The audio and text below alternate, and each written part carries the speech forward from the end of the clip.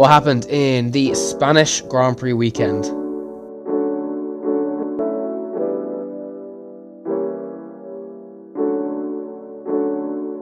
Hello. Welcome back to the podcast. No, that's not the intro. What's the intro? Welcome back to XRS Plus, the official podcast for X Racing Series. My name is Abby Tyrrell.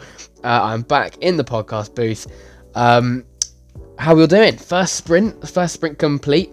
Round 4 in Spain. We've begun our European leg of the calendar. I'm very excited. Lots of exciting tracks we'll be featuring in this section of the calendar. Spain, as I say, the first sprint, of course. With the new format of sprint, I'm not a huge fan of its kind of purpose. I would like to try it, I'll be honest. I would like to try having the 4 sessions, the extra qualifying session. But as a normal sprint, as in we've had 4 sprints in season 1, we have 3 in season 2, we're going to have 3 this season as well. I don't really like the idea of it being the regular sprint, if you ask. Maybe 1 per season, we'll see for next season, but for this one, we went for a 25% for the sprint. I didn't mind that. I mean, obviously, a couple of people forgot their setups in the race. I was one of them, which kind of sucked. However, I like the idea of having a bit more strategy in the sprint. I mean, I'm not hugely against that. I do think that this format was better anyway. But yes, it was the sprint weekend. I think everyone enjoyed it because I think Spain's quite a popular track. Really good racing you get around Spain. It's a fantastic league racing circuit. And we will get cracking on with the divisions. Before we do start on the divisions, I do want to mention, by the way, I'm going on holiday. And it's a big one. It's a one that's going to cover up a couple of weekends. So after Spain, we have Imola, in which the weekend's already started in Imola. I am heading on holiday on a Saturday, so I'm going to completely miss Saturday and Sunday. And I'm going to miss the entire Monaco weekend as well, because I come back on the Saturday afterwards. What is the best play to make a Imola podcast? Because I don't think I can do it on holiday. So we may have a situation where we miss Imola. I will do my very best when I come back from holiday, because I've got 2 holidays back to back. I've got this one, Saturday to Saturday, and then I'm back for about 4 days, and I'm going on holiday again, and I'm missing Monza. So in those 4 days, if people message me and say I had a really good race in Imola, something really exciting happened in Imola, please do a podcast on Imola. Let me know in the comments. Let me know in my DMs. Let me know somewhere. I really want an Imola podcast. If it's not a hugely popular one, nothing huge happened, people aren't enormously fussed, I don't mind missing it. If needs be. I mean, Imola isn't the greatest racing circuit, but it's certainly a lot can happen in this track. It's a track that can surprise you for sure. So let me know if you really want an Imola podcast, if it went well for you or went really badly for you, something happened in Imola that you want me to talk about, absolutely let me know, and I will look to record an Imola podcast. It will be after the weekend though. It'll be halfway through the Monaco. Oh no, it'll be after the Monaco weekend, because I have to be back home. So I'll do a mixture. I'll do a Imola X Monaco weekend one. And I'll do a big episode then, and then, but it's up to you guys whether you want me to include the Imola stuff. And then, same again for Monza. That holiday is a little bit shorter though, so I will do it in the mid-season break when I'm home. Again, we'll be a little bit late, but it'll be fine.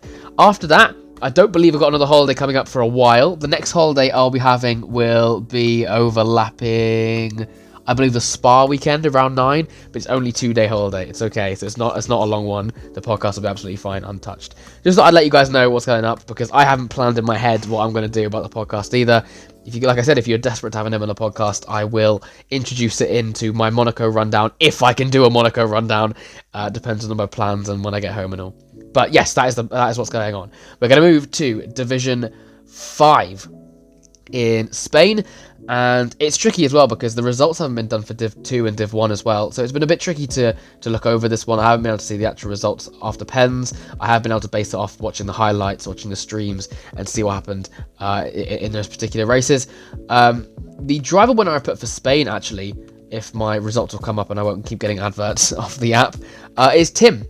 I think Sauber have made a good call signing him. They signed him in Saudi Arabia. Sauber have had quite a slow start to the season, I think it's fair to say. They've definitely been picking up the pace. They've had their drivers leveling up, it's fair to say, and also bringing in a bit of silverware with some podiums and some wins. I know they lost their win with Zalaki in Saudi, but they've been getting podiums nonetheless. Tim was once again a very good signing. He seems to be a front runner in the division. He qualified third, finishing in the same position in the sprint, and then ended up finishing second in the race after Pistol Peter's mistake. Very consistent, very good. Exactly the kind of driver that Sauber needs. There's a threat there, especially in Division 5, where mid-season he might get poached and he might get offered some contracts from a bigger team. But at this stage, is exactly what Sauber needs. They need some standout drivers. It's all well and good having some solid drivers across the board, but you do sometimes need some standout drivers to be giving you those big points, pushing up the OCC order. I presume Sauber are going to be chasing down potentially a top 6 if they're able to get that high up. Tim is a driver that they're going to be really finding the value out of, so fair play. My driver loser is actually going to be Pistol Peter, despite him having quite a good race. Pistol Peter moved down. This is his first race getting moved down. Fantastic quality lap, put him on pole position. That's 2 points in the bag. I think he... excuse me. I think he made a mistake in the sprint, or he got tapped, dropped down to 7th in the sprint. In the race, once again, looked very, very quick, looked to be on for the win, or at least P2 battling with Thorin Globe, spun himself, and dropped down to 3rd. It's still a podium, but as I always say, driver loser is based on what could have been, and the missed out opportunities. He looked to be the quickest driver on the race. He got the quickest lap as well, got the extra fastest lap point. But wasn't able to secure the victory based on his own mistake. That's definitely something that Pistol Peter's had over his head for the last few seasons. Being a driver that makes mistakes on his own, not only, but also with other drivers as well. Being the front of the division here should help his confidence, I think. And I mean, getting that pole position straight away in his kind of debut in Division 5 will definitely give him that confidence boost. However, he should have won the race, realistically. He was definitely the quick enough driver to be able to do so. So driver loser for me. This kind of contradicts what I've said, but my team winner is actually VCARB. I think that this division is going to be a real standout one for them. VCARB, as many teams, not necessarily had a bad start to the season, but it hasn't been as strong as we've previously seen. VCARB, or Tauri as they've been previously known in the previous seasons, they've generally been in the top 4, maybe even top 3 at the start of the season, and have kind of stayed consistently around there. They've got 2 P4s to their name in the OCCs in season 1 and 2. I assume they're going to go for a similar position again. If not, they'll fight for a top 3. I imagine their targets will be looking at the top 3, breaking that top 3 teams. I think Division 5 is going to be a standout division for them for sure. It's going to be a very fruitful one with 2 drivers like this. Pistol Peter, once again, taking to the division very, very quickly, and he looks to be a front runner. Alamata, who I mean, for me, absolutely surprised, like a real surprising a driver there who's taken to the new game so quickly, and he's already at the front of the division. I'll be surprised if he doesn't win a race this season. I'm really happy to say that as he is one of my boys, he's one of my mates. If he's able to secure a win this season, I will be very happy. VCARB have arguably got the best Division 5 lineup. I mean, looking at what we've got, I think they probably do have the best Division 5 lineup. And I think that's going to be a real like kind of foundation. It's going to be a kind of almost like a stabilizer of if the other divisions kind of fail them, there's issues there. It's always nice for a team principal to have at least one very, very strong lineup, very, very strong division where they can guarantee themselves double digits points, some really big points. So fair play. VCARB, driver winner, and team winner, sorry, I should say. And I imagine them are getting similar throughout the season. My team loser is very based on just results. I have said Williams. My concern with Williams is that they seem to be at the back quite a lot. They're relying a lot on reserves, is what I'm seeing. And not only are they relying on reserves that end up not performing well because they are reserves, so you have to, be open to the fact that they are probably going to be worse than the seated drivers or the full-time drivers. But also their lineup isn't particularly strong. There isn't a big name really in there. I think Xavier and Div 4 has done well, which we'll talk about in a minute. But besides that, the drivers are all generally midfield. I think AMS Smithy as well in Div 1 could be a threat to the front field, but he doesn't race enough. Williams is probably a bit concerning because they've had a decent start to the season. They've had a P8 and a P6 in previous seasons. If they want to be aiming for anything above P7, I think they're going to have to clean up their lineups, definitely fill some driver seats. They've got enough money too. Money's not an issue for that team. They are eating into their reserves. They used 2 reserves in this race. Both qualified outside the top 10. Both finished the sprint outside the top 10, so there's no points there. And in the race, Moore's DNF'd and Bovk, the other reserve, finished 13th. It is 3 points in the division where you'd think there's the freest amount of points. In Division 5, I mean, maybe not anymore. It's definitely a fuller division than it was at the start of the season. It's probably just as full as the rest of them. But, Williams, need to make a bit more of an effort. There needs to be a bit more motivation to fill those seats with some solid drivers, because right now I think they're going to find themselves sliding down the order, maybe even more subtly but quickly than they expect. With the lineup the Williams have now, they're aiming for nothing outside maybe like 10th, 9th, 8th maybe in the OCC. I can't imagine. The standard of the teams in this league is shot up, and shoots up every single season as well, with the new members that come in. So Williams, that will be their predominant threat, I imagine. Is they are going to sink down the order at some point. It just happens to be when. We move forward one day to Division 4. My driver winner for Division 4, and I mean, it has to be one man, it has to be King Cobra. What a brilliant drive by the American. And I don't think anybody saw it coming. Qualified P9. For a driver that's been moved up from Division 5 to Division 4, and there was a lot of controversy with that move as well, because of the numbers in Division 5, but also the fact that maybe King Cobra and Tiger, the other one was, are quick enough, or like a suitable pace for the Division 5. Tiger qualified 13th, Cobra qualified 9th. That's justified. I think that's fine. If they were in the lower division, I don't think we see anything stand out. The midfield and the division above is usually where we base the front of the division below. In the sprint, Tiger finished 12th, King Cobra finished 8th again. Nothing stand out there. It was the race where things really came alive. Tiger finished 11th, so kind of stayed where he was. King Cobra finished 3rd, and he nearly won the race.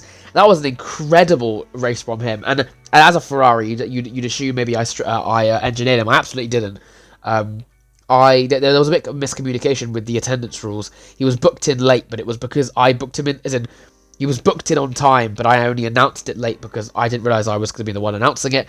Bit of confusion, it was past 8 when I announced it. However, what we soon found out was that the confirmation was prior to 8 o'clock, meaning the reserve was valid. However, I didn't know that, so at the time I was assuming that King Cobra would not be scoring points for Ferrari, so I didn't bother engineering him. Sorry, I'm just getting my charger. Had I engineered him, I have you can only say what if he could have actually won the race. That was a fantastic strategy from Cobra, and this is what I've been saying since the very start of racing, right? Even in Division 5, and obviously he drove for Alpine, a bottom team in the bottom division. You would absolutely not expect a driver like King Cobra to have the kind of racing strategies. If you watch back China, where he used Throne Globe to defend from the quicker driver, which was Tiger, and ended up winning the race. I mean, that's strategies that you'd see from the top drivers in the divisions, or very advanced and experienced drivers. And we're seeing it very, very similar here in Spain as well, where he's abused the strategy of the undercut, going long on those hard tyres, having much more grip, and just running out of time. To beat Melvin and Vaxio on pens. He had a 3-second penalty for track limits. Had he not got that, he would have won the race because he won on track. He managed to get out of that second gap very, very quickly because the mediums of the drivers he was fighting went soft medium. He went medium hard. And he fully abused that strategy, and he absolutely smashed it. Had he had maybe just one more lap, maybe 2, he would have won the race. And from 8th as well, it was an incredibly well-managed drive. I think he did pick up a 5-second penalty post-race as well, actually, which is unfortunate. But you can see the levels that King Cobra's brought in this stage. I'll be amazed if he doesn't get signed. I mean, the only free seats in Division 4, there's Sauber and there's 2 Mercs. If Merc don't jump on that signing, I'll be surprised, because he seems to be an incredibly experienced racer in the strategies and the way he drives that car. That he is like, I don't know, you see the mental stage just levels above where he actually is, which is Division 4. So fair play to King Cobra. I won't say he deserved that win because the 3-second was valid and he did end up getting a post-race penalty. I think it was only a 5-second. But nevertheless, and I think it was only for a little tap as well, actually. But nevertheless, really, really mature drive, and he's proved us all wrong again. We've moved him up a division and he's still just as competitive, which is fair play. My driver loser is actually Leveler, not a big name in the league. He is the Sauber driver. He's just been newly signed. Qualified 5th, very, very solid for Sauber. Sprint in 4th. He got past, I think it was wrong. Oh no, he usually get past. He got past Cajun, who dropped down.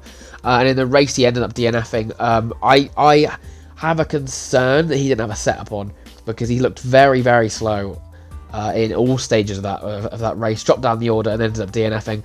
As I said, Leveler is the kind of driver Sauber needs to be getting those consistent points. Unfortunate that he dropped down after potentially not having a setup, which is obviously the risk of having 2 different lobbies for a different race. However, he seemed very competent. He seemed very consistent. He had a good qualifying lap, which put him up in the top 5. As I say, top 5 is exactly where the Sauber drivers need to be getting their top drivers to be. They need those standout drivers to be getting the big points. So, fair play to Leveler. I think that's exactly what Sauber were looking for. But it's unfortunate that he dropped down as much as he did. My team winner, team loser. I haven't actually got a team winner or a team loser. I just want to shout out the strategies that were given in these races. I don't know how many engineers there were that race, presumably quite a few, but the strategies, the mixture of using softs, mediums, hard, softs, hard, softs, was incredible. There were so many different variations. We saw especially McLaren. McLaren with Melvin went soft medium, matching Vaxi. I think Wrongthrower did the same thing as well. And I want to say it was R Wiffle as well. I think it was one more that was with them that were doing the same strategy. Vlad went the opposite, went medium soft after having a really poor sprint, dropping down to 13th. He managed to make his way up, and even on the medium soft, when he extended on the mediums, switched over to the softs, he still came out in P10. So he actually did gain 3 positions in doing that, and then went up on pace and got P6. Fair play to Vlad, very good drive. I haven't necessarily got a team, but I do want to shout out all the strategies and all the different things being used in that race, which is almost why I like the sprint being in this format, having to pit, because it's interesting seeing the variations of strategies and when people are pitting, the undercuts, and whether you're going to go medium soft or soft medium. It's only a little bit, but I do love, like, even in commentary. I mean, I didn't think I commentated. No, I didn't commentate a race that week, but I do like, commentating and seeing all these strategies, all these differences, you know what I mean? Which is one of the reasons why I quite like full quali, because it's just more content, it's just more stuff going on, stuff to talk about, tyre strategies and stuff like that. So fair play. Haven't got a team winner, team loser for you. I didn't see any particular uses of teamwork during the race, but I think it's because we've got such a fantastic variation of drivers in this grid, where often there aren't teammates next to each other. Often you do have a situation where there are all different colours, all different teams across the grid. That it makes it very exciting, very good racing. We have all kinds of people fighting for the podium every single week. So there we go. We move up a division to Division 3. Obviously, I'll be biased in saying it's one of my favourites, but it is one that's incredibly close. There's so many people at the front of this division that are making this such a great watch, I'm sure. My driver winner, I mean, it has to be the boy, the GOAT, the man who's come through from P14 on the grid. In the sprint, he went up to 9th, and he ended up getting his first podium after the slander that he's received in these podcasts. Morgan Hughes, F1 Killer, is my driver winner for sure. I think that, I mean, it's a bit of a weird race. There was obviously certain situations here where it made this result a bit easier. We had 3 of the front runners, myself, Ransdal, and Oberwolf having no setup. Obviously, that's some mistake on our own. We had Baldy. I don't know what Baldy did. I forgot to look at those clips, but I think Baldy did. I'll check in a second. Yeah, we had Baldy dropping it as well, or doing whatever he was doing. And then we have both V-Carbs hitting that weird glitched curb. There was so much going on in this race that that you could argue it was an easy podium. I would say that a podium is a podium nonetheless. He's done very well. I mean, you look at that lineup and say that Oberwolf is the main driver. Kua's there just to grab the points. I think this race proved that he is so much more than that, you could say. And he's done very, very well. He's been transferred in this little window. Of course, we don't know how the little window works. You could only transfer someone, as in buy a driver from another team, if the driver moves affected you. Of course, McLaren lost Skiz, so they bought Kua from Red Bull for, I believe, 125 mil. Seems fair enough. I mean, Red Bull, we'll see how they fill that gap. To my knowledge, they have not filled it yet. No, they haven't. So we'll have to see who they fill with that gap. But yeah, he's over to McLaren now. He's got the pressure from a front-running team. I think Kua is going to manage that quite nicely. I think it'll be absolutely fine. But fair play. Very, very good result. My driver loser is Baldy. Because I know he did something, but I don't remember what it was. And he's obviously a front runner in this division. 10 seconds, 3 penalty points. Goes for a half move, then backs out. Then goes for it a second time where space is no longer granted. And space wasn't granted in the first place as he was not alongside. Aston then spins the Merc, resulting in a major position loss, which results in a major time loss. 3 penalty points for how ridiculously avoidable this was and how stupid of an attempt of a move. Shall we have a little look I have not watched this, by the way. All I know is that he did something stupid in that race and he dropped down. And as a front runner in the division, or you could argue a front runner in the division, he has thrown away a lot of points. That's why I've given him driver loser. We are going to find out all together. You guys are going to watch. You're going to hear my reaction to whatever this is. I have not watched this. All I've seen is him growling after China. Let's open Twitch, shall we? Let's have a look at this. I don't know if you're going to hear it. So I'm on Ransdale's POV. They're going around turn 4. It's going towards, of course it's turn 5. Going towards turn 5. Baldy goes for a move, backs out of it, goes for it again. Still no space. Spins him round. I'm on Baldy's POV for this. You can't really get too much. I mean, he's a spun him, but I would like to see Baldy's POV. You're just listening to me steward. This is like some live stewarding, isn't it? Let's have a little look. I'm curious. Baldy's content is intended for certain audiences. What is this? What has Baldy been saying during his streams? What do you mean Baldy's... Oh dear, let's have a look. Oh, I've watched this clip! I remember this clip. So he's driven off track. Oh, what is he doing?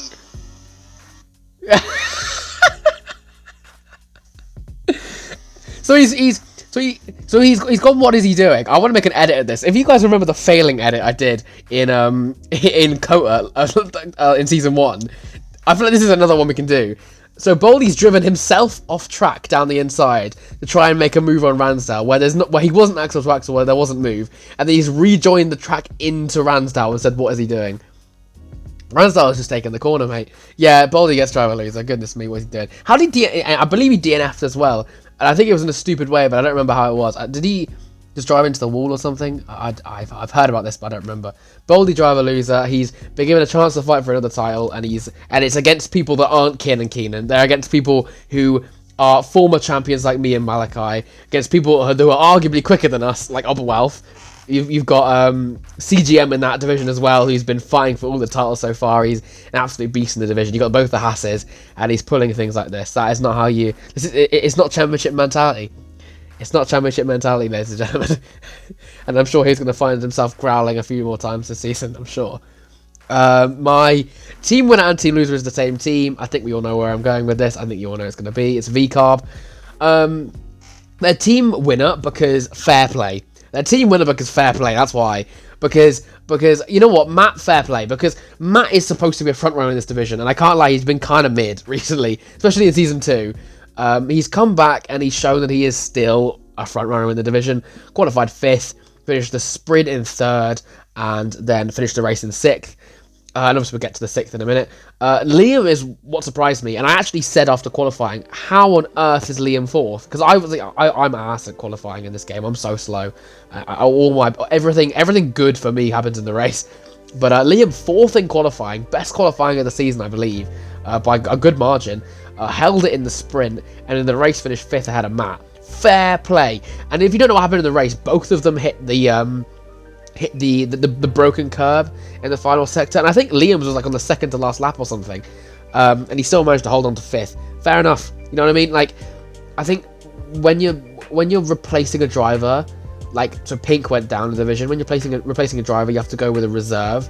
There's always that kind of hint of, well, they're going to be worse than the full seat drivers. Liam won his first race for the team, has arguably outperformed. He has outperformed Matt, and Matt's not just another driver. Like, Matt fought for the title in season 1. He finished 2nd for a reason. He had runner-up for a reason. I don't know where he finished in season 2, but I think it was probably like top 4, maybe top 5. You know, I mean, Matt's not a joke. Like, we'll joke about him being mid, but he's not a joke. He is a good driver.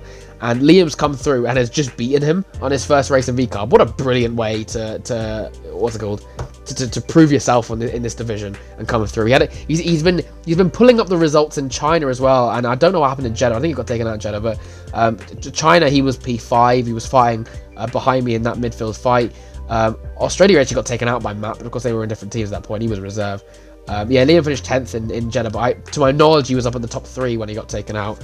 But I think it was a Sauber, but of course I wasn't in that race. Yeah, he's shown that when he gets into an actual full racing seat, he puts the time in, he puts the effort in, he's a front runner in the division. Do I think he can fight for the title? No, but I think he's going to be getting a lot of good points for VCarb. He's going to be a serious name in VCarb to watch out for, and I do think that this is a really good lineup for them, actually. Matt and Liam, who are two relatively consistent drivers in the division who excel at race pace generally. As we've seen in the past. Liam has fought for the Div 4 title before, it's been moved up, and he's now showing his new kind of form in Div 3. Matt, of course, is already a thoroughly proved driver, you could say. I think it's going to be a lineup that works out, and they've proved it in Spain. And unfortunate, they are my driver loser because of that curb. Because realistically, they should have been higher than where they were. It's not their fault, of course. But driver loser, team winner because they've both done very well. Currently in the championship, Liam's 8th, Matt's 13th because he's had quite a slow start to the season. As I said, like we make jokes about he's mid, but when he has a good race, you know what I mean. You know who he is. And Liam is 8th, so I don't think either of them will win the title. I don't think either of them will get anywhere near it. I mean, Matt might, to be fair, if he does what he did last season and has a good comeback. But I think they'll both be good drivers. I think they'll both be very solid drivers in the VCARB, which to me, on an outside perspective, is the deadest team on the grid. So maybe they'll be able to make some gains in this team. Maybe they'll be able to push them up from where they are right now in the OCC. As I said, I mean, the results haven't been done, so I can't give you an accurate representation. Div 2 has not been done. Div 1 has not been done, but the rest of them have. And without that, VCARB are 6th. And I mean, they've just taken a penalty, dropping Toby Monkey. And have they announced their replacement for him? I don't think they have, but yeah. I don't know. I know who it's going to be, but we'll see. We'll see how VCARB do. We'll get into more detail another time. And we move on to Division 2, the race that I wish I commentated, I'll be perfectly honest, because it looked like a very, very good race. My driver winner has got to be Skiz. It has to be Skiz. Moved up from Division 3 and has slapped Div 2. I don't actually know how he's done that, to be fair, because it's one thing dominating one division, but then going up and winning the race in the division above. Not just winning, he, I believe, got pole, won the sprint, and won the race, so fair play. Skiz. There was a late safety car as well, which cut off the front pack because it came out as the pack were passing the pit lane.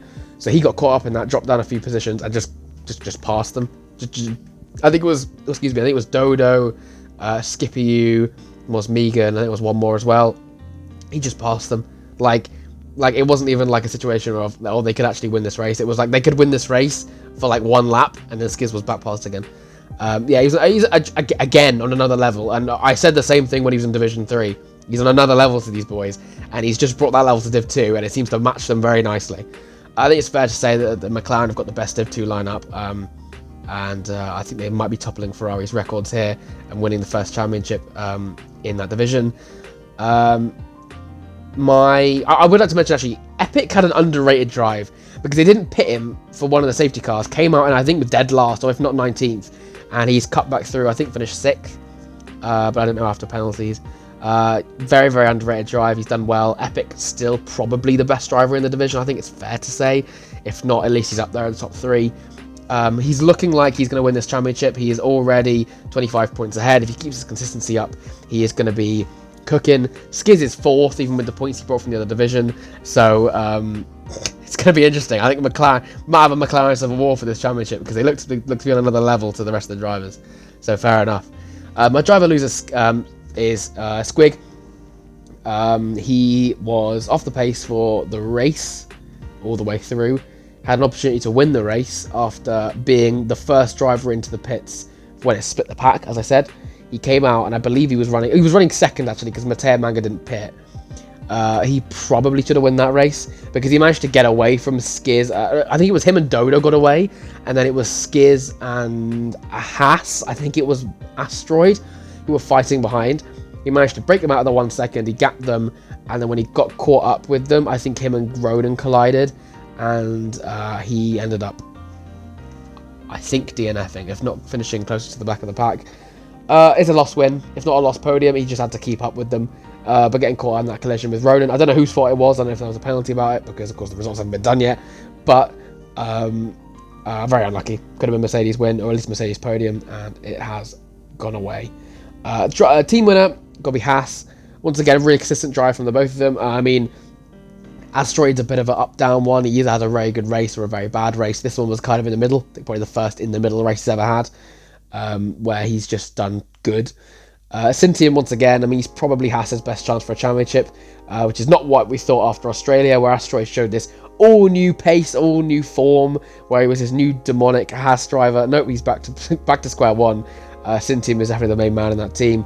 He is a few points. He's 1 point behind Mateo Manga prior to results being done. He obviously beat him, so he'll be up to P2 in the championship.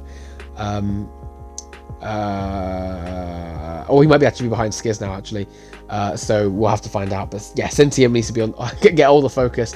No more straight lining in qualifying, please. But yeah, good result from both of them. Haas is probably best division. Maybe Div 3, you could argue. Jamie's not really been anywhere in Div 4. Has he even raced? I haven't seen him much. And obviously they've got Div 1, which is a very solid lineup as well. Has looked to be very consistent this season. Will it be consistent enough to beat Ferrari? I don't know. I think Ferrari are looking quite strong as well. I think McLaren a distant dream for both of them. I think there will need to be a big switch up in results and what's going on if either team is going to close down McLaren. They look to be looking very strong right now, which is good. We like a bit of change in the OCC winners. But we've still got a lot of time to go. Still got many weeks to go. My team loses Ferrari. A silly strategy which almost worked but didn't in the sprint, going on to the softs, which caused the drivers to rush their moves and in the end not gain them anything except for starting further back than they would have done in the feature race, which obviously Ferrari didn't know that. Went for a risky strategy, didn't work. As for the race, I think they just got caught up in incidents. I think obviously Ronan collided with Mosmegan. He still has 0 points in the championship. Oh no, the results haven't been done, have they? Okay, he might not have 0 points, but neither of them finished where they should have done. They were both, I think, around the end points in the top 10. Whereas in the sprint, it was those two, the two McLarens and Asteroid, who were fighting at the front. They were definitely not on the level of finishing midfield. So it's just an unfortunate race with both of them, and that's why I've given them team loser. Move on to finally Division 1. And my driver winner, actually, I've gone for a bit of a weird one here. I've gone for Toby. P5, I think he finished. Very consistent drive. Like Australia. Division 1, Spain, sorry. Was a bit of a weird race. There was weird situations going on. Oh, I've just seen, actually, that the results is being done, as apparently I've been told. It says running, so someone is doing them as we speak, which is quite nice. I believe it's Dan. Can I see what he's doing live? Oh, I can see what he's doing live. Okay, so I can actually see the results as they're coming through. Okay, so Vipers won, then Zalagi, then Teshubi. Is that right? Did Teshubi get a penalty? Did Vipers not get spun? Oh, it's supposed to be the sprint. Okay, never mind. I will let whoever's doing them do their thing. Yep, Toby, good race, kind of underrated. Fair play. Obviously, the alternate would be Teshubi, but he just had a very good race as always. He's probably the most consistent driver in the division. He's just always there. So, bagging another big batch of points. So, fair play. But I'm going to give it to Toby. My driver loser, a couple names I could have given it to. I've said Tonio because he dropped it off the line after starting on pole. And then I think got in a couple more collisions and ended up retiring. Vipers, incredible debut. Getting the sprint win for Alpine, which is very, very good. I think it might be their first sprint win, actually. Let me check. It is, yeah. So now every team, if that stays, if it is the sprint, every team is now at least one sprint win in XRS history. Vipers getting their first one, very good signing, which is fair play. But of course, getting in that collision at the end with Jordan cost him the win. That's very unfortunate, to be fair. But it was hard racing, looked like a good battle, which leads me on to actually my team winner. My team winner, which was Red Bull. I think they've had both very good drives. I think Wizzy is fair enough, been a bit off the pace this season. Let's have a look. Wizzy is currently 9th in the standings with only 15 points. He's been a bit off the pace this season from what we've seen previously in like season 1. Back in the Aston days, if you remember back when Wizzy was an Aston, and he was arguably a front runner. The division's got very, very, very quick now. But I think that Wizzy bagging, I think it should be a podium actually after all that. It's very, very good. Red Bull getting good points from that division. Red Bull have been solid this season. I haven't seen something huge from them. They look to be leading the midfield. I don't think they're going to stay ahead of VCarb, as much as I hate VCarb, and I just think they're a bit mid and a bit ass and they're just a bit I'm just a hater, aren't I? I don't think Red Bull will stay ahead of VCarb. They've got a lot of good names. They've got Alfie, they've got Blake, they've got K1 Yo, he's been good in that division. They've got Mateo Manga, of course, they've got Jordan and Wizzy. I think it's just a solid midfield team. I mean, they've got a 6th and an 8th to their name in the OCC. I reckon they'll finish 6th again, maybe a 7th if well, it depends on where Aston fall to, and also where VCarb go, but and also where Sauber goes as well. But this is a good division for them, good points from them, and fair play. My team loser, I've given it to Williams, and I think that's just because they're closest to the back. Again, results haven't been done. If I get the race back, obviously. Oh, that's very loud. Just got shouted out by Features Gaming. Yeah, I mean, double D. Oh no, Mabule did finish the race. I remember seeing in the chat actually that Stein told him to finish the race because he needed the points. Excuse me, but he got taken out early in the race. Fair play to Mabule for finishing the race. That's a P11, and Zinks DNF'd. Again, minimal points. And this is my concern with Williams, right? There's not enough income from this team. They've got a lot of money. Spend it. Fill those seats because you need to. I have a concern that Williams are going to drop to like maybe bottom 2, along with Alpine and maybe even Merck as well. That's probably a bottom 3 to be fair, because I'm just seeing nothing from those 3 teams. And I mean, there's a bit of life in Mercedes and Alpine because they have got drivers who are fighting at the front, but Williams just do not. So a bit of a concern from that team. They need to look for a bit of a revive. They're defending a P6. I don't think they're going to get P6 again. Not at this stage anyway. Definitely need a bit of income coming from that team. Well, thank you very much everybody for joining me for the Spain weekend rundown. As I said, let me know in the comments or my DMs or wherever. Let me know if you want, if something specifically happens in Imola which you want me to cover, then I will cover it in the Imola/Monaco podcast. I will do my very best to make sure there is one. I am on holiday for both the weekends, or at least the start of those weekends. I come back on Saturday in the Monaco weekend, and then I'm back on holiday again in like 4 days after. So I'll be a busy man the second I come back, and then obviously Monza. I can just make a podcast on Monza in the mid-season break. That's completely fine. I will be doing an OCC rundown, presumably in the mid-season break. I'll probably drag someone who's very critical onto the podcast, maybe Millard, maybe Raven, which I think will make it enjoyable. Might get a Liam as well. I'm tempted to say Liam as well. I'm also wanting to try and get some more quickfire interviews going. I've had a couple in the past. We did one with the Williams boys back when Millard and Liam were in Williams. I had one with Blake. I had one with Asteroid. I do want to get a couple more quickfire interviews going. If you don't know, of course, you're new to the podcast. The orange-rimmed videos are the ones of the race rundowns every week.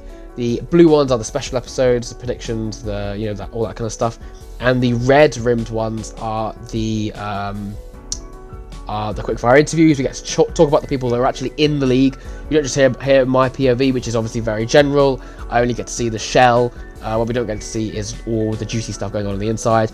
Looks like Aston Martin is a favourite one. Of course, Neb has moved teams now, so we'll be looking to talk to Cajun, which I'm very, very excited for if we're able to grab him for an interview. Let me know in the comments if there's anyone else you think I should talk to. I think VCarb is quite a popular one to get involved in as well. And of course, McLaren once again, how they're doing so far this season. Thank you very much for joining me this evening or this morning, wherever you're watching this. And I will see you all very, very soon. Goodbye.